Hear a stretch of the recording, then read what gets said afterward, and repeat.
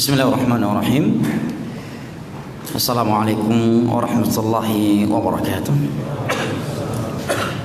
Alhamdulillah, wassalatu wassalamu ala rasulillah wa ala alihi wa sahbihi wa sallama tasliman katsira, amma ba'd.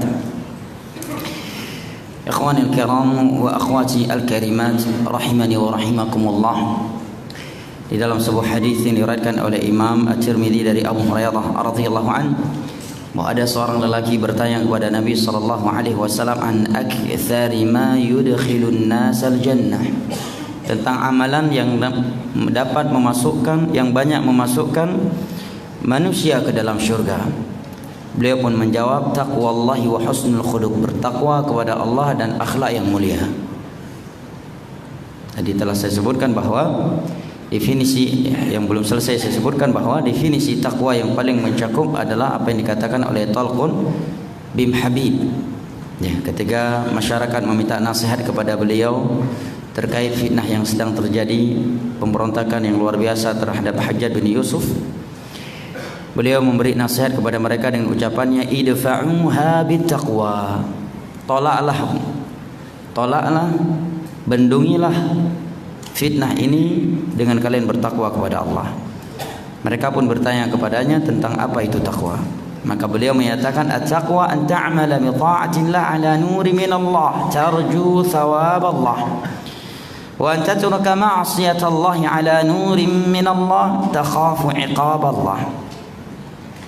Takwa itu adalah engkau melakukan sebuah ketaatan kepada Allah atas dasar cahaya ilmu, bimbingan ilmu, mengharap balasan dari Allah Jalla wa'ala, dan meninggalkan maksiat kepadanya atas dasar ilmu, bukan karena enggak enak sama orang atau karena melihat orang lain tidak melakukannya maka dia pun tidak melakukannya, bukan, tetapi ala nurim min Allah, atas dasar ilmu, takhafu iqab Allah, karena takut akan azab Allah.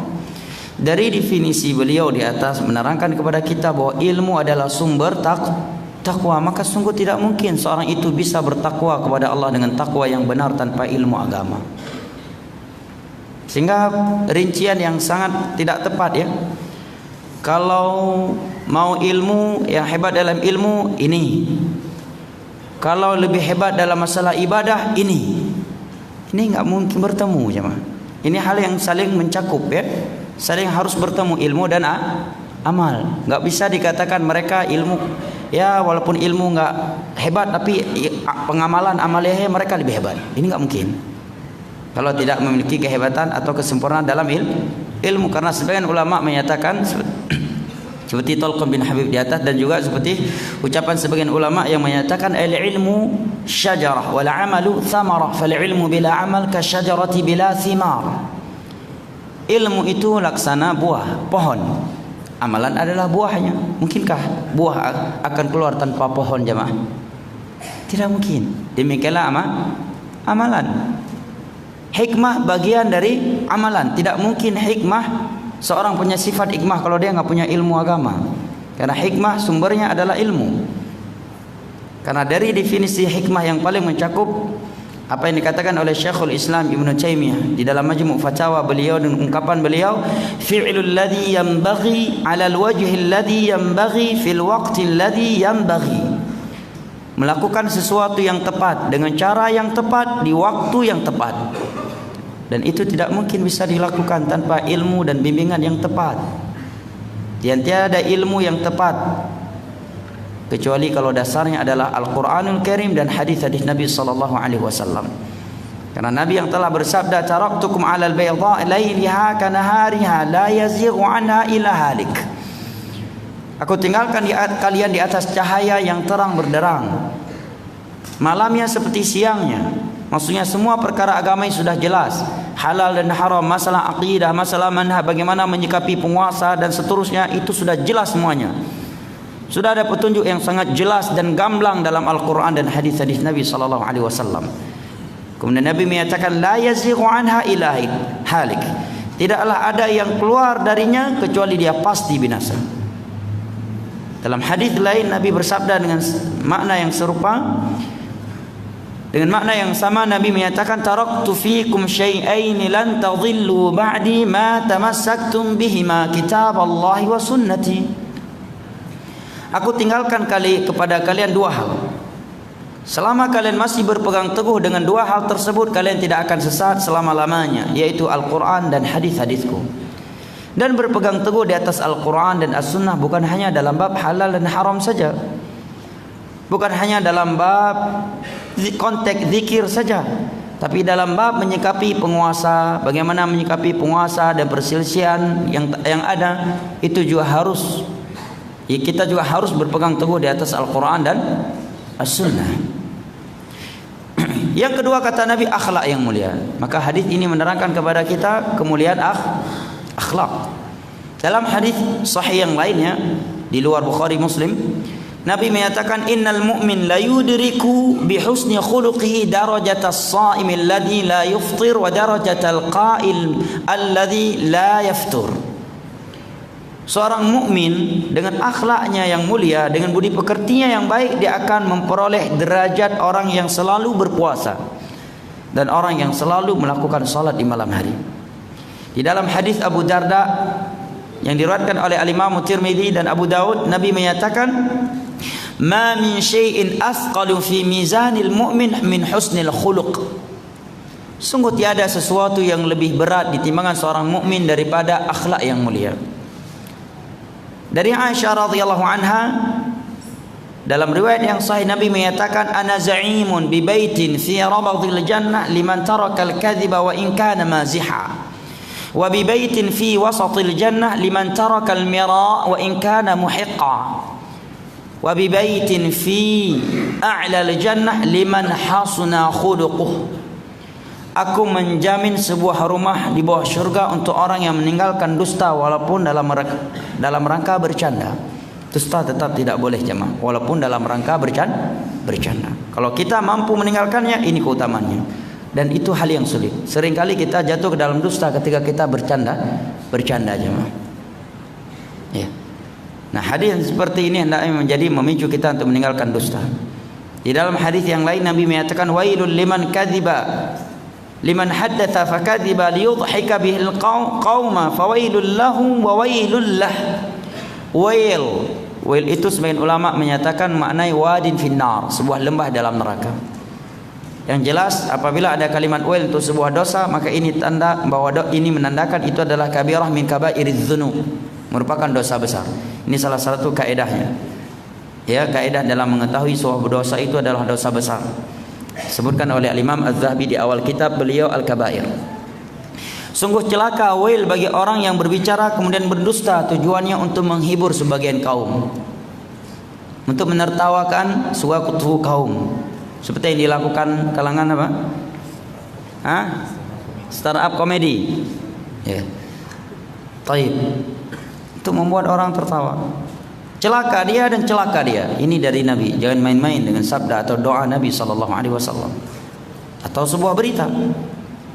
Nah, oleh karena para ulama menyatakan, ulama yang berpendapat boleh tamtsiliyat, drama dalam berdakwah, memang ada pendapat ulama yang berpendapat boleh. Tapi ulama yang berpendapat boleh, mereka memberikan beberapa syarat, di antaranya tidak ada unsur dusta di dalamnya. Ya. Yang kedua, tidak ada unsur praktek dosa di situ. Karena dosa tidak boleh dipraktekkan walaupun tujuannya untuk mengingatkan manusia. Ya. Dan ini seringkali diselisih oleh orang-orang yang berdakwah dengan cara drama. Nah, yang kedua kata Nabi, dan aku memberikan jaminan sebuah rumah di tengah-tengah surga buat orang yang meninggalkan debat walaupun dia benar. Apalagi di media jemaah, sebagian orang berdebat tentang sebuah materi yang dia belum pernah mempelajarinya. Membuka pintu debat terkait Asmaul Husna wa Sifatihil Ula, bab akidah. Iya, dalam keadaan dia belum pernah belajar usul tsalatsa, belum pernah belajar kitab tauhid, belum pernah kitab Al-Qawaidul Arba', Usul Sittah, Nawaqidul Islam, Fathul Majid, ya, Dum'atul I'tiqad, Aqidah Wasithiyah, ya, Taqrib Tadmuriyah, Aqidah At-Tahawiyah, Fatwa Hamawiyah, tapi membuka perdebatan dalam bab asma wa sifat ini sungguh bahaya jemaah. Ada sebuah kejadian seorang yang tidak tahu kadar dirinya, sibuk di Facebook berdebat tentang bab akidah asma wa sifat. Dia usul tsalatsa belum tamat. Kitab al-usul ats-tsalatsa dia belum tamat. Membuka perdebatan dalam masalah asma wa sifat. Akhirnya dia kebingungan sendiri menjawab syubhat-syubhat yang dilontarkan kepadanya di dinding Facebook, dinding Facebook dan semisal dengannya, berandanya. Akhirnya yang repot dibuat sama dia gurunya. Setiap ada syubhat dia minta perjawaban sama gurunya. Dia yang main Facebook, gurunya yang nggak bisa tidur. Allahul musta'an. Dan Nabi SAW bersabda, "Ma dhalla qaumun 'anil huda ba'da idh kanu 'alaiha illa utul jadal." Hadis riwayat Al-Imam Tirmidzi dengan sanad yang hasan dari Abu Musa Abdullah bin Qais Al-Asy'ari radhiyallahu anhu. Nabi menyatakan tidaklah sebagian orang sesat dari sebuah petunjuk yang dia sudah berada di atasnya melainkan karena debat.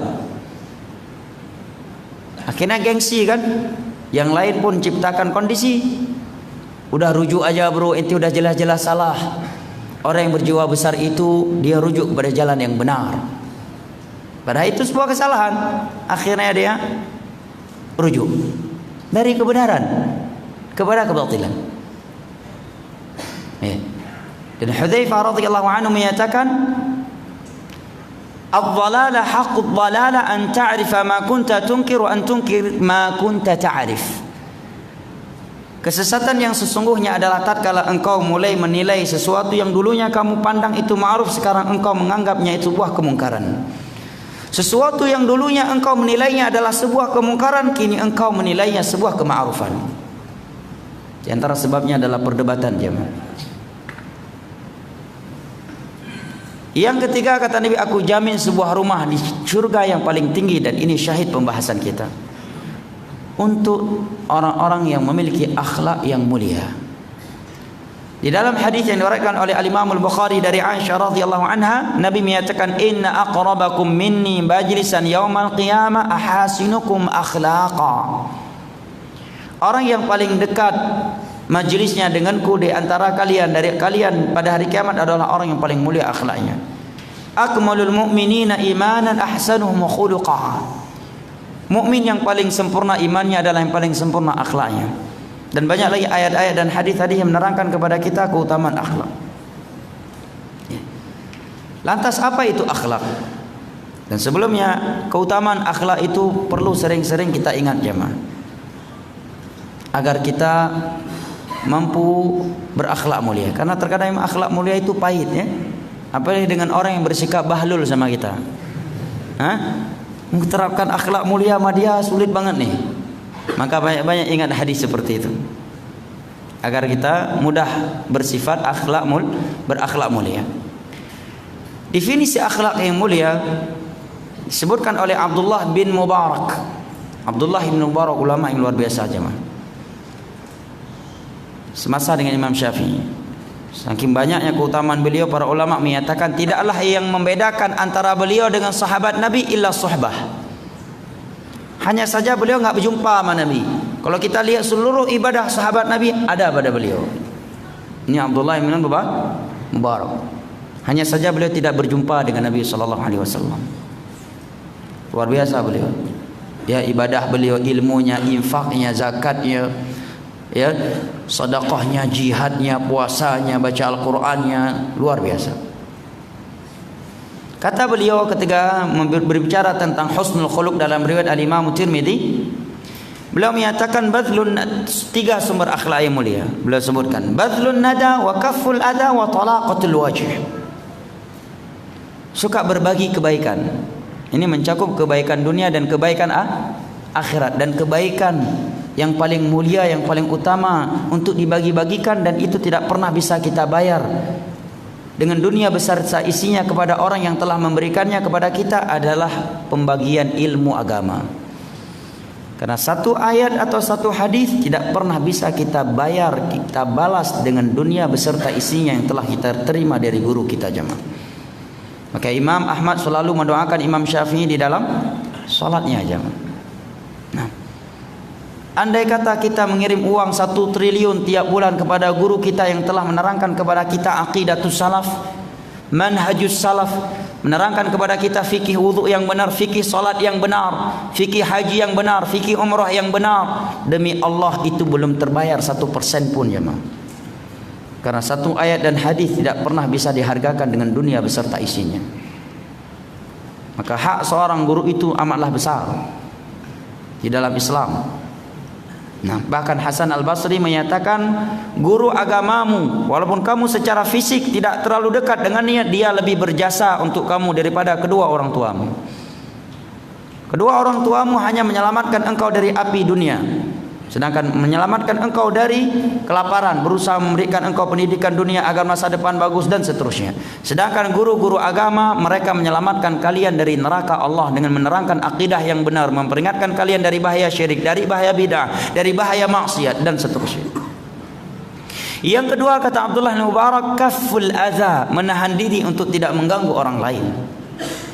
Yang ketiga, talaqatul wajh, wajah yang berseri-seri ketika jumpa dengan seorang. Karena ada orang, kalau kita berjumpa dengan dia, seakan-akan ada gunung yang jatuh menimpa dia. Wajahnya selalu cemberut, seakan-akan di dunia ini cuma dia yang paling miskin, seakan-akan di dunia ini cuma dia yang jomblo, seakan-akan di dunia ini cuma dia yang belum punya suami, seakan-akan di dunia ini cuma dia yang paling sakit. Setiap jumpa sama dia, kita ikut sakit lihat air wajahnya, kita ikut pusing sampai lupa mana istri gara-gara lihat wajah dia. Ini enggak cocok, enggak layak jemaah. Nabi menyatakan, la tahqiranna minal ma'rufi syai'a walau an talqa akhaka biwajhin taliq. Jangan engkau rendahkan sebuah kebaikan sekecil apapun dia walaupun dengan senyum di hadapan wajah saudaramu. Dan Nabi menyatakan, inna tabassumaka ala wajhi akhika sadaqah.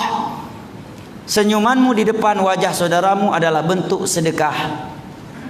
Ya. Jadi kalau ada orang yang tak kita kenal senyum sama kita, jangan kita bertanya siapa itu orang, kenapa senyum sama saya. Dia senyum karena Anda mukmin, dia ingin bersedekah. Tapi jangan pula dengan hadis ini ente pulang senyumin istri orang. Itu menimbulkan fitnah. Wala taqrabuz zina innahu kana fahishatan wa sa'a sabila. Kata Ustaz tadi, hadis senyuman itu sedekah. Pulang turun dari kajian jumpa sama akhwat, semua akhwat disenyumin sama dia. Sedekah. Itu membuka pintu kerusakan terhadap diri sendiri. Baik. Daf'ul mafasid muqaddam 'ala jalbil masalih. Ini kaidah dalam agama. Menutup pintu kerusakan lebih diprioritaskan daripada membuka pintu kebaikan. Apabila dengan melakukan suatu amalan yang baik, amalan yang sunnah bisa menjerumuskan kita kepada hal yang makruh atau haram, maka menutup pintu mafsadah lebih diutamakan daripada membuka pintu maslahah. Nah, Syekh Utsaimin menambah perkara yang keempat, ya, dari sumber akhlak yang mulia. Maka beliau menyatakan akhlak yang mulia itu adalah badlun nada wa kafful adha wa talaqatul wajh was sabru 'alal adha. Engkau suka berbagi kebaikan dengan orang lain, engkau menjaga dirimu tidak mengganggu orang lain, suka senyum dengan orang lain. Yang keempat, bersabar atas gangguan orang lain. Lihat bagaimana indahnya Islam. Di satu sisi kita dituntut berakhlak mulia dengan orang lain, untuk berbagi kebaikan, mudah senyum, ya, kemudian tidak mengganggu orang lain. Tetapi jika ada orang lain yang tidak melaksanakan 3 perkara di atas, kita dituntut untuk bersabar bersamanya. Dan itu bagian dari akhlak yang mulia. Allah berfirman dalam surat Al-Furqan, wa kadzalika ja'alna ba'dakum li ba'dhin fitnah atasbirun wa kana rabbuka basira. Dan demikianlah kami jadikan sebagian kalian ujian terhadap sebagian yang lainnya. Apakah kalian akan bersabar? Dan terkadang jamaah ada orang, kalau kita nggak sabar sama dia, bisa-bisa kita harus pindah rumah. Dalam bertetangga. Kalau kita nggak punya sifat sabar, kita mungkin nggak akan hadir lagi majelis ilmu agama. Nggak ada cara lain dengan dia kecuali bersabar. Ada orang-orang seperti itu. Bahkan terkadang dalam sholat Allah menguji kesabaran kita. Begitu sholat, Masya Allah, bau gudang haram sebelah. Burketnya luar biasa. Putus bulu hidung kita dibuat oleh burketnya. Ini kalau nggak sabar bisa-bisa pulang kita. Nggak sholat jamaah. Banyak-banyak ingat hadis itu. Ayat di atas. Wa kadzalika ja'alna ba'dakum li ba'dhin fitnah. Ya, apalagi pas kami belajar di Yaman, sebagiannya kan masih ada Arab-Arab Badui, masih natural Yaman itu kalau belajar. Ya, ini Arab Badui udah ngambil sendal kita. Kita sedang duduk nunggu sendal kita dari kaki dia dan dia pun tahu pakai sendal kita, tapi merasa macam tak berdosa. Gak ada cara lain kecuali sabar. Taib.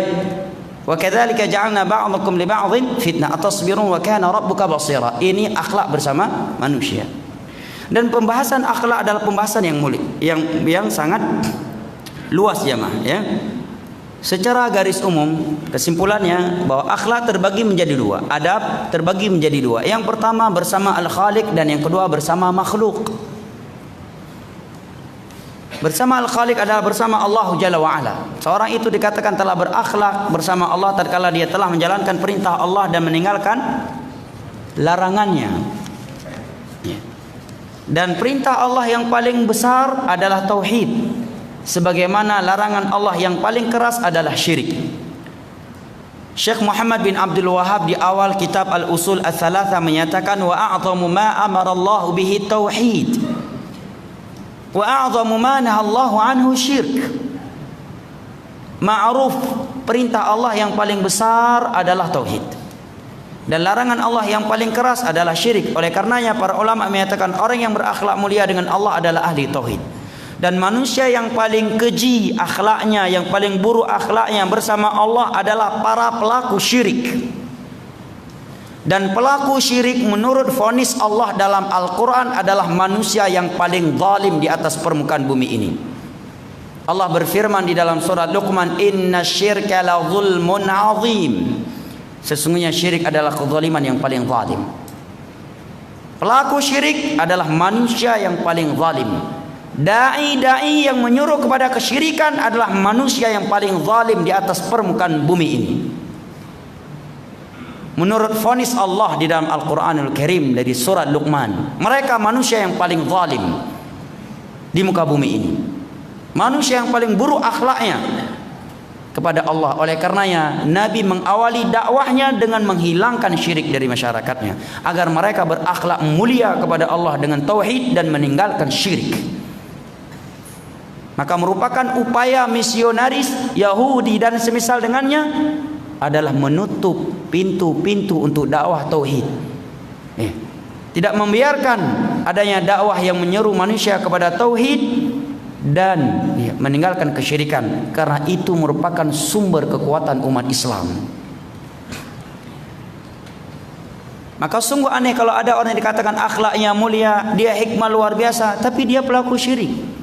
Dia adalah orang yang paling zalim, dia orang yang paling keji, dia adalah orang yang paling buruk akhlaknya di permukaan bumi ini, karena dia tidak berakhlak dengan Rabb-Nya yang telah menciptanya.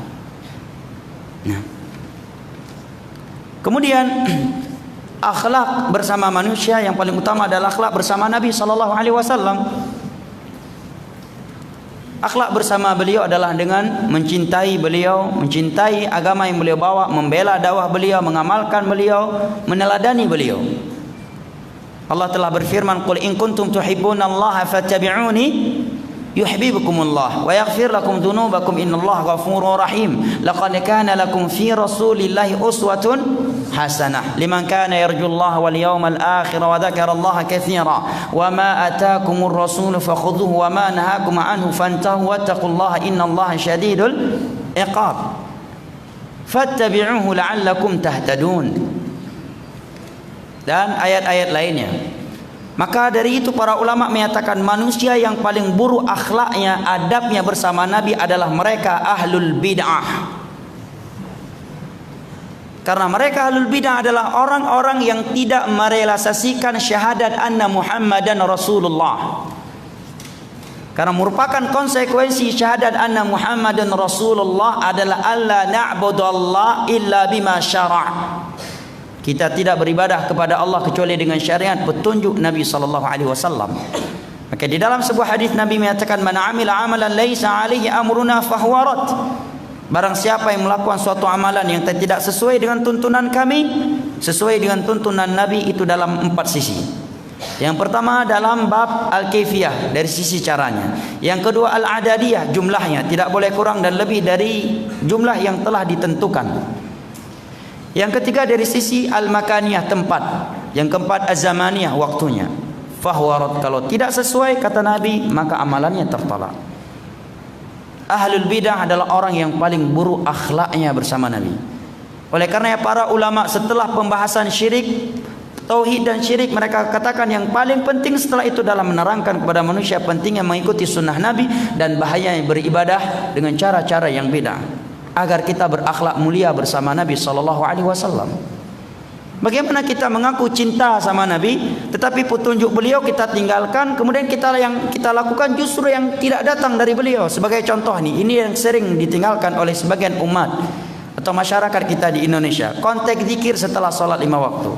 Sudah jelas-jelas konteks zikir dari Nabi sallallahu alaihi wasallam itu adalah setelah salam astaghfirullah astaghfirullah astaghfirullah Allahumma anta salam wa minka salam tabarakta ya dzal jalali wal ikram la ilaha illallah wahdahu la syarika lahu lahul mulku wa lahul hamdu wa huwa ala kulli syai'in qadir la haula wa la quwwata illa billah la ilaha illallah mukhlishina lahuddin walau karihal kafirun Allahumma la mani lima a'tai wa la mu'ti lima mana wa la yanfa'u dzal jaddi minkal jadd. Kemudian subhanallah 33 kali atau 11 kali, alhamdulillah 33 kali atau 11 kali, Allahu akbar 33 kali atau 11 kali.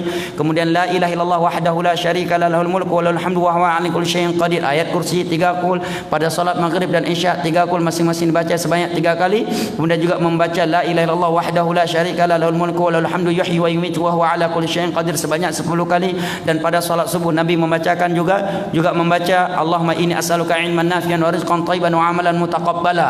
Riwayatnya jelas, bisa buka Sahih Bukhari, Sahih Muslim, Sunan Abi Daud, Sunan Tirmidzi, semua al-Muhad as-Sittah itu ada. Dan tidak mungkin S1, S2, S3 dari Timur Tengah enggak tahu konteks zikir setelah salat 5 waktu. Tidak mungkin, mustahil. Mau sekolah di mana dia? Mau di Mesir. Kalau dia salat di masjid-masjid, Mesir ditulis konteks zikir. Hampir seluruh masjid di Arab itu, di kiblat itu ditulis konteks zikir setelah salat 5 waktu.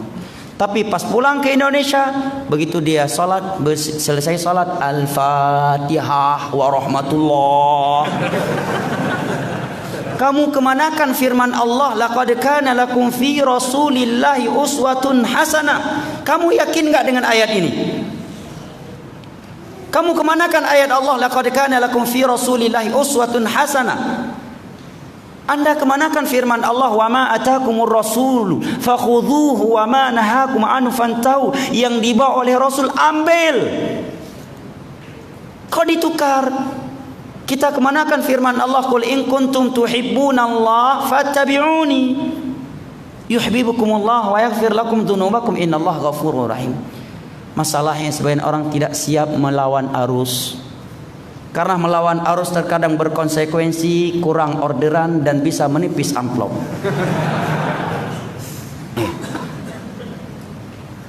Tidak mungkin jamaah.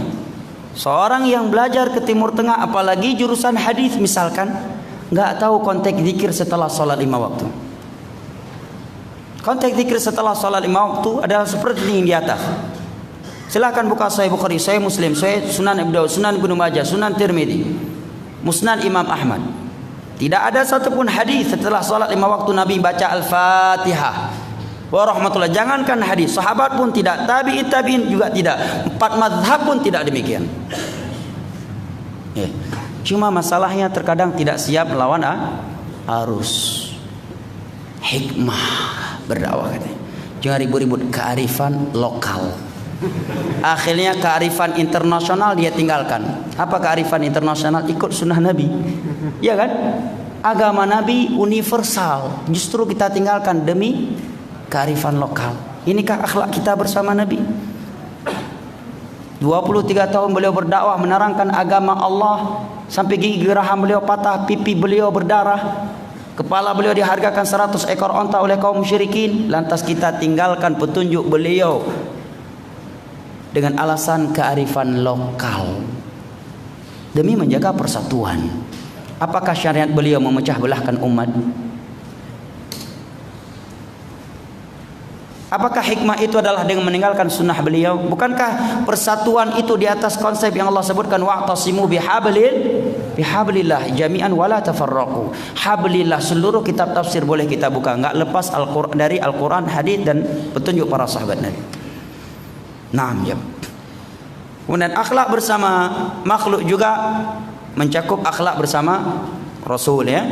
Akhlak bersama para sahabat, bagaimana menyikapi perselisihan yang terjadi di antara mereka. Ini juga dibahas oleh para ulama dalam kutubul aqidah.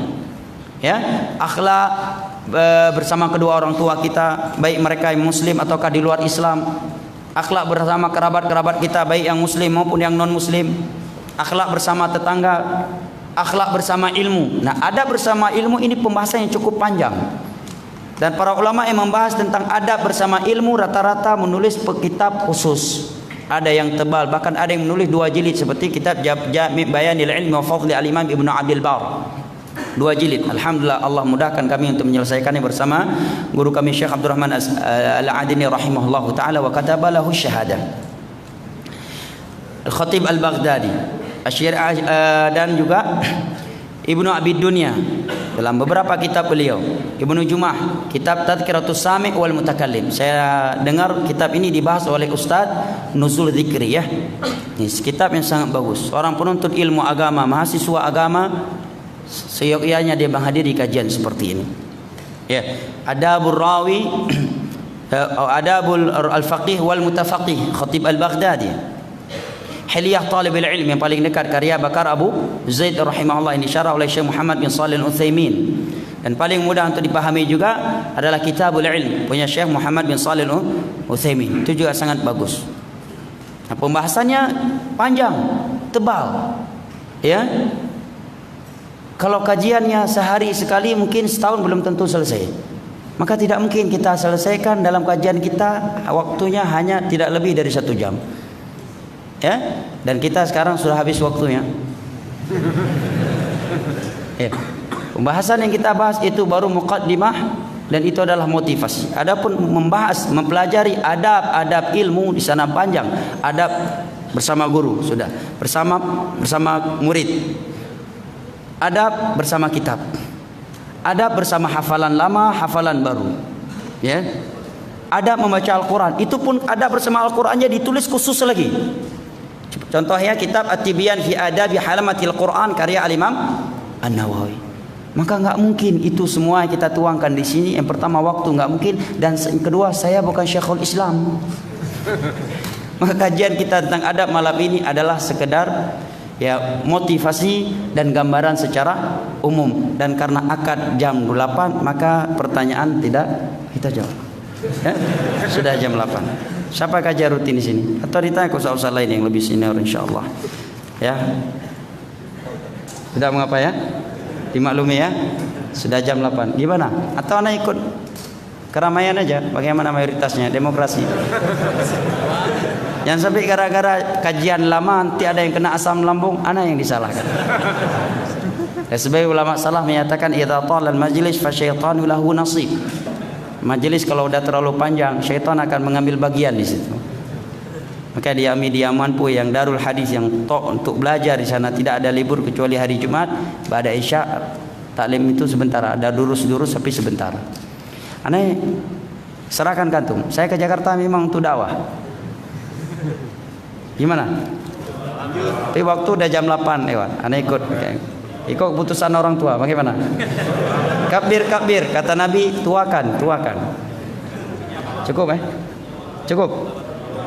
Tafadhol yang mana ini? Tafadhol cukup, tafadhol jawab. Satu dua. Baik, barakallahu fiik. Hah? 3. Masya Allah.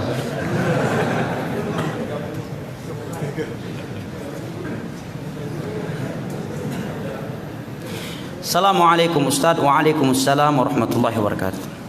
Ada sebuah faedah yang disebutkan oleh guru ana Syekh Abdurrahman Al-Adini rahimahullah dari Syekh Utsaimin, bahwa kalau antum hadir di majelis ilmu agama dan kita belum berpisah nulis pertanyaan, maka tidak perlu lagi menulis assalamualaikum, karena kita belum terpisahkan dengan sebuah bangunan atau yang lainnya.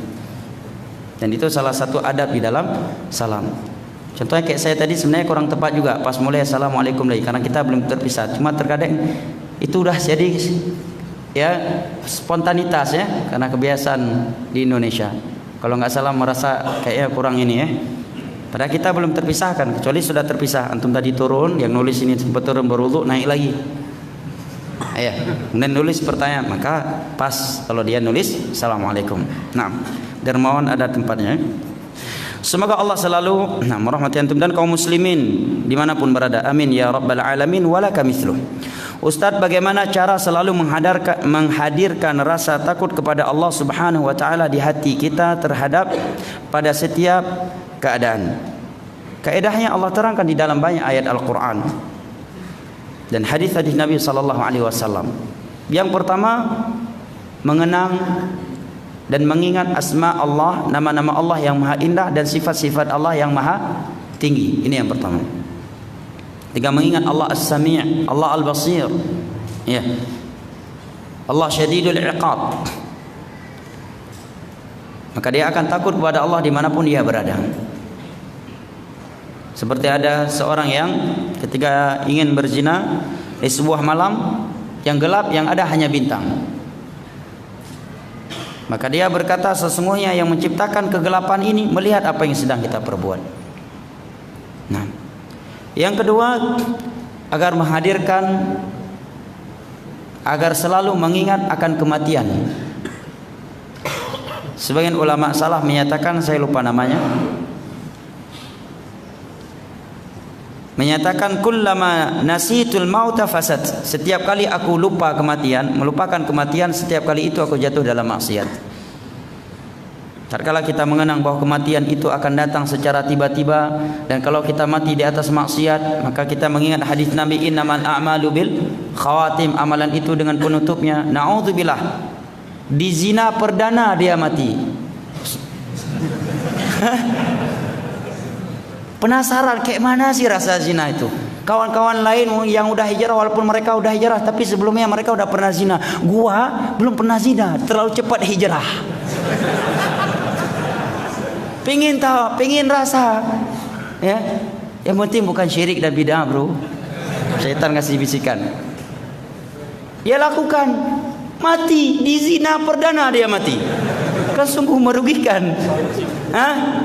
Di khamar perdana dia mati, di korupsi perdana dia mati. Lebih parah dari itu, di syirik dan bid'ah perdana dia mati. Sama ketahuan tuh. Tayyib. Dan Nabi bersabda, innamal a'malu bil khawatim, amalan itu dengan penutupnya. Hadis riwayat Al-Imam Al-Bukhari dari Sahal bin Sa'ad As-Sa'idi radhiyallahu anhu. Dan Nabi bersabda, yub'atsu kullu 'abdin 'ala ma mata 'alaihi, setiap orang itu akan dibangkitkan sesuai dengan kondisi matinya. Hadis dari Imam Muslim dari Jabir bin Abdullah radhiyallahu anhuma.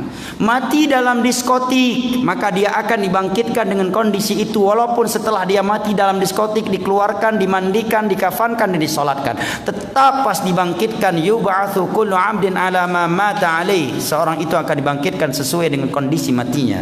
Allah perlihatkan di hadapan para nabi, di hadapan para rasul, di hadapan seluruh manusia dan makhluk yang pernah hidup di dunia di saat itu. Apakah kita enggak malu? Diketahui oleh Nabi kita sallallahu alaihi wasallam, para rasul, para sahabat mati dalam keadaan sedang dugem. Ya. Dan semisal dengannya. Kemudian yang berikutnya, agar kita mengingat ancaman-ancaman Allah atas dosa tersebut. Sebagaimana contohnya misalnya zina. Tatkala ada syahwat mendorong kita untuk berzina, maka ingatlah ancaman Allah untuk para pelaku zina. Kemaluan mereka ditusuk dengan besi yang sudah dipanaskan dari neraka. Mereka dimasukkan dalam sebuah wajan besar yang berisikan air atau minyak yang mendidih, kemudian mereka ditenggelamkan ke dalamnya oleh Allah Jalla wa'ala. Oleh karena yang disebutkan dari beberapa cerita ulama salaf, datang dari beberapa ulama salaf hampir serupa ceritanya. Ada seorang alim yang sangat saleh. Suatu ketika ada orang-orang jahat yang ingin mengetes iman beliau. Maka mereka meminta membayar seorang wanita pelacur untuk menggoda merayu beliau agar beliau jatuh ke dalam zina. Kan ada orang-orang yang seperti itu kerjaannya, ya kan? Ya. Dan itu memang Allah kabarkan dalam Al-Quran. Wallahu yuridu ayatuba alaikum wa yuridu alladhina yattabi'una syahwati an tamilu mailan azima. Allah ingin kalian taubat, taat, tapi orang-orang yang ingin melampiaskan syahwatnya maunya kalian tidak taat sama Allah. Terganggu dia dengan ada orang yang taat di sisinya. Maka mereka meminta kepada seorang wanita pelacur yang cantik jadi wanita menggoda ulama tersebut. Ada beberapa cerita ya, hampir serupa semuanya. Salah satunya wanita tersebut di malam yang sangat dingin mengotok pintu alim tersebut. Setelah dibuka, dia pun langsung masuk ke dalam. Bagaimana perasaan antum? Masuk seorang wanita ke dalam kamar kos antum di tengah malam. Hah? Di siang bolong aja bisa ngeri ya kan? Bisa runtuh jenggot ini dan bisa kena stroke langsung, apalagi di malam hari. Ya bagaimana li qadarullah ya kan. Syaitan mulai bermain. Yang penting bukan syirik bid'ah bro. Ya insyaallah keutamaan tauhid bisalah menghapuskan itu. Nabi akan memberikan syafaat kepada ahli tauhid walaupun mereka pelaku dosa besar. Ya, mulai syubhat main. Ya. Begitu dia masuk, langsung dia membuka seluruh pakaiannya sehingga tidak ada yang tersisa dari pakaiannya sehelai benang pun. Bagaimana itu? Hah? Ente jomblo, single, senior, ya.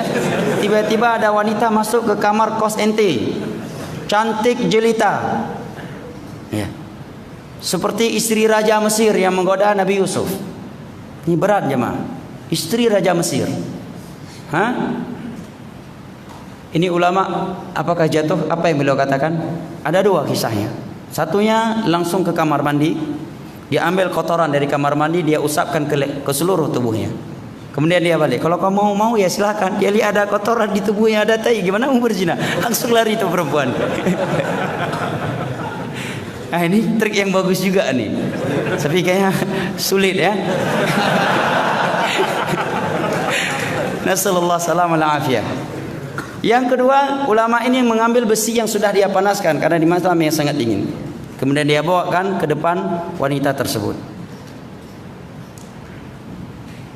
Kalau kamu mampu tahan disiksa dengan ditusukkannya besi panas seperti ini ke dalam kemaluanmu, maka aku akan mau melakukannya. Ya. Dan apa kiranya kalau di saat kita berzina langsung kita mati? Maka wanita tersebut pun langsung bertaubat. Suaminya nakal. Semenjak kejadian itu dia lihat istrinya berubah salihah. Justru suaminya menyatakan istri saya ini rusak gara-gara alim itu. Kan memang ada suami kayak gitu kan. Istrinya dulu ketika buka aurat, buka-bukaan seperti ayam potong, senang dia, bangga dia. Begitu istrinya menutup aurat mulai minder nih. Aduh istriku ikut agama apaan nih, tutup-tutup beginian. Ya, ada memang suami yang seperti itu. Kenapa mereka mampu seperti itu jamaah? Karena selalu hadir asmaul husna wa sifat asma Allah al husna dan sifat-sifat Allah yang maha tinggi. Hadir di dalam hati mereka bahwa kematian itu datang secara tiba-tiba. Seorang itu dengan penutup amalannya. Seorang itu akan dibangkitkan dengan kondisi matinya. Hadir di dalam hati mereka adab kubur, nikmat kubur, padang mahsyar, Al-Qantara, As-Sirat, Al-Hisab, Al-Mizan, di mana sebagian orang ada dihisab oleh Allah di hari kiamat selama panjangnya seperti 400 tahun di dunia ini. Mengenang neraka Allah, mengingat bagaimana minuman penghuni neraka Allah, mengingat bagaimana adab yang paling ringan dalam neraka Allah. Menyentuh bersalaman aja dengan wanita yang bukan mahram, adabnya ditusuk dengan jarum daripada besi, apalagi lebih dari itu. Dengan seperti itu kita akan berani dan mudah meninggalkan maksiat jamaah. Makanya ketika Nabi Yusuf alaihissalam diuji oleh Allah dengan ujian yang begitu besar dan beliau selamat, Allah sebutkan salah satu rahasianya adalah beliau adalah orang yang selalu takut kepada Allah. Laula arra'a burhana rabbih. Sudah ada bisikan di hati beliau yang lumrah pada seorang lelaki terhadap wanita.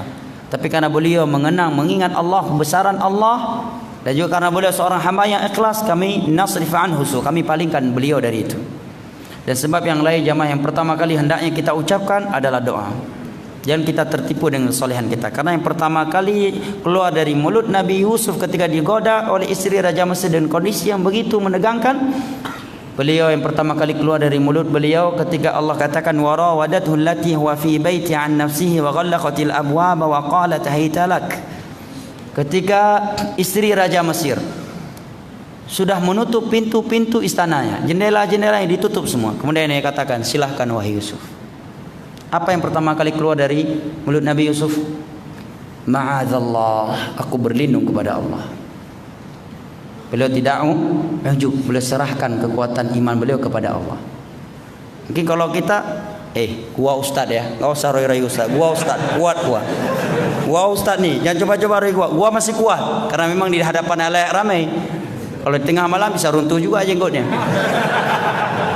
Gua ustaz ya, gua orang soleh dan coba-coba gua 4 tahun gua 10 tahun gua belajar agama, insyaallah nggak tertipu. Karena yang menggoda dia istri Raja Somalia, bukan istri Raja Mesir. Dan tentunya inna akramakum indallahi atqakum. Lebih dari itu, Nabi Yusuf diancam akan dipenjarakan kalau tidak mau berzina dengan istri Raja Mesir.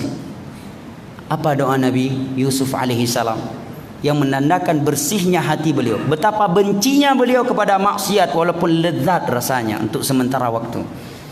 Doa beliau kepada Allah, Rabbis sijnu ahabu ilayya mimma yad'unani ilayhi wa illa tasrif anni kaidahunna asbu ilayhinna wa akum minal jahilin. Ya Allah, penjara lebih aku pilih daripada seruan zina yang mereka seru.